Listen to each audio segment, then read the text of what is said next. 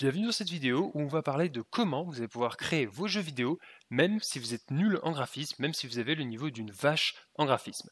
Cette vidéo va se focaliser sur l'aspect vraiment graphisme et pas l'aspect technique, c'est-à-dire je vais vous présenter des styles que vous allez pouvoir utiliser, des styles graphiques pour créer vos jeux vidéo même si vous ne savez pas dessiner, même si vous n'êtes pas designer, etc. Donc la première chose à savoir, c'est qu'il vaut mieux, je pense, à mon avis, commencer par de la 2D et pas de la 3D.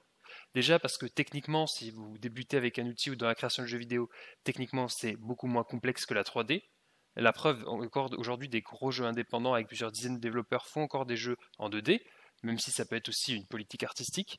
Mais la 2D est moins complexe techniquement, mais également artistiquement.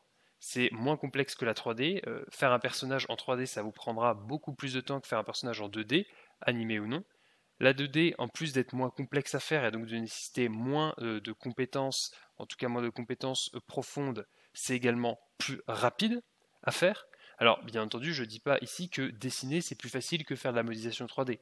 Je dis juste que généralement, un asset 2D sera moins complexe à faire et sera plus rapide à faire qu'un asset 3D. Je ne parle pas des artistes professionnels, mais je parle de pour vous qui débutez, en tout cas de la création graphique ou la création de jeux vidéo. Et c'est techniquement plus facile à apprendre et également à créer. Comme je vous l'ai dit, les jeux 2D, c'est plus facile à créer qu'un jeu 3D. Et si vous voulez vraiment vous approcher de quelque chose de 3D avec la 2D, c'est possible avec ce qu'on appelle de la fausse 3D, c'est en fait de l'isométrique. Comme vous pouvez voir avec l'image en dessous, qui est un screenshot de Dofus, c'est de la 2D, hein, cette image, mais on dirait un petit peu de la 3D. C'est l'isométrique, on va en parler un petit peu plus loin. Donc là, je vais vous présenter différents styles graphiques que vous pouvez utiliser pour créer vos premiers assets, vos premiers jeux en 2D, même si vous êtes vraiment nul en design. Alors, je ne vais pas parler de tous les styles qui existent, mais des principaux qui sont pour moi assez pertinents dans cette démarche. Si j'en ai oublié, n'hésitez pas à me le dire en commentaire. Alors, j'essaie de les classer du plus facile entre guillemets au plus difficile à maîtriser. La première chose que vous devez sûrement connaître, c'est d'utiliser des formes géométriques. Là, on a un exemple avec un screen d'un jeu Thomas Was Alone qui a très bien marché. C'est un jeu qui était extrêmement bien, qui a été beaucoup joué et très apprécié. Et pourtant, vous voyez que son style graphique est très simple. Hein, on a des formes géométriques. Le personnage, c'est un un rectangle de couleurs, et le décor, c'est des rectangles de couleurs. On peut avoir des ronds, on peut imaginer tout ce genre de choses. Donc vraiment, ça peut être un style graphique, c'est de faire des formes géométriques tout simplement. Faites que vos décors soient des carrés, des triangles, des ronds, votre joueur, etc. Et vous verrez qu'en jouant avec les couleurs, même en faisant des aplats de couleurs comme ça et en jouant avec les lumières, on peut créer quand même un monde qui est vachement beau, même avec des formes géométriques. Par exemple, inspirez-vous de Thomas Was Alone, qui reste un jeu qui est beau, alors que pourtant c'est juste des formes géométriques qui sont utilisées, rien de très complexe. Le deuxième style assez intéressant quand on est débutant, c'est le pixel art. Alors là, je vous ai mis un exemple de Stardew Valley, qui est un jeu avec un pixel art très évolué, entre guillemets, c'est-à-dire de haut niveau. Au début, on peut faire du pixel art beaucoup plus simple, c'est-à-dire du pixel art de 8 bits ou 16 bits, comme les vieux jeux de consoles, genre de Game Boy, ce genre de choses.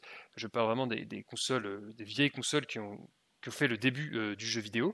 Et ce genre de style, même si c'est assez grossier forcément, aujourd'hui c'est volontaire et c'est même assez à la mode parce que tout ce qui est rétro devient à la mode. Et donc du coup, comme ça rappelle les anciennes consoles, c'est aujourd'hui grandement apprécié d'une grosse partie des joueurs. Moi, après, c'est personnel. Personnellement, je trouve que c'est un style qui est quand même très beau. Il est un peu plus difficile à maîtriser que faire des formes géométriques, mais c'est beaucoup plus simple à prendre en main si vous n'avez pas l'âme d'un dessinateur ou ce genre de choses. Il y a des tutos sur ma chaîne, n'hésitez pas à les voir pour les bases de pixel art et vous verrez que assez simplement, vous pourrez créer vos premiers assets en 8 bits. Alors, vous n'atteindrez pas ce niveau-là, mais vous pourrez créer vos premiers jeux avec ce style graphique qui est assez sympa et qui a le mérite, contrairement aux formes géométriques, de pouvoir vraiment représenter des maisons, des citrouilles par exemple, un jardin, etc. Ce qui est un peu plus difficile à faire avec des carrés, vous en conviendrez. Bon, à part dans Minecraft. Ensuite, le prochain style dont je vais vous parler, c'est le style monochrome. Ici, la grande facilité vient surtout de la couleur, puisque comme vous voyez, en fait, il n'y en a pas vraiment. Monochrome, c'est-à-dire que c'est en fait uniquement noir et blanc hein, dans cet exemple, mais vous pouvez prendre une autre couleur. L'idée de monochrome, c'est qu'il y ait une seule couleur, le noir n'étant pas une couleur. Donc, du coup, ici vous voyez, il y a un effort sur le dessin des personnages, avec cet exemple qui est Limbo, qui est un jeu assez réussi également. Mais comme il n'y a pas du tout de travail sur la couleur, eh ben, ça crée à la fois une ambiance très particulière au jeu, ça fait que le jeu est vraiment beau, vraiment très intéressant à jouer, il se différencie, et en plus, techniquement, il est beaucoup plus simple à faire d'un point de vue graphique que les autres. Vous pouvez même combiner du pixel art avec du monochrome par exemple, ou des formes géométriques avec du monochrome pour avoir un jeu qui, en plus d'être plus simple à faire, se démarquera de la concurrence. Enfin, dernier style graphique simple dont je vais vous parler, c'est l'isométrique. Je l'ai mis en dernier parce que c'est quand même le plus complexe de tous. Faire des assets isométriques, c'est plus compliqué que de faire des assets de face comme pour le pixel art ou, ou des assets type platformer, par exemple en monochrome. On est un petit peu plus en difficulté. Alors là, j'ai mis l'exemple de Dofus, bien entendu, qui est extrêmement connu.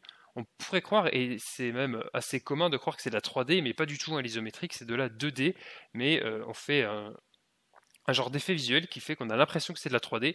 Pourtant, ce sont des assets en 2D, ce sont des dessins en 2D. Vous pouvez faire du pixel art en isométrique, par exemple, ça marche très bien.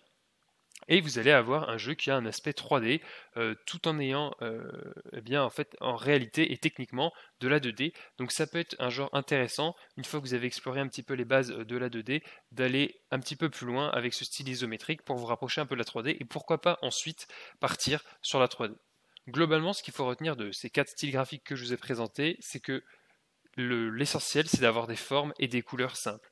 Que ce soit dans le monochrome, dans l'isométrique, dans le pixel art ou dans les formes géométriques, l'essentiel pour avoir un jeu qui reste beau visuellement, avec des graphismes qui restent simples, mais qui restent beaux, où c'est pas simplement des dessins ratés, c'est de privilégier les formes et les couleurs simples. À la fois les formes géométriques, le pixel art, ce genre de choses, c'est assez facile en fait d'apprendre les bases. Vraiment, je parle des bases, vous ne deviendrez pas artiste professionnel comme ça facilement, ça reste un métier, mais c'est assez facile d'apprendre des bases pour créer vos premiers jeux, vos premiers prototypes.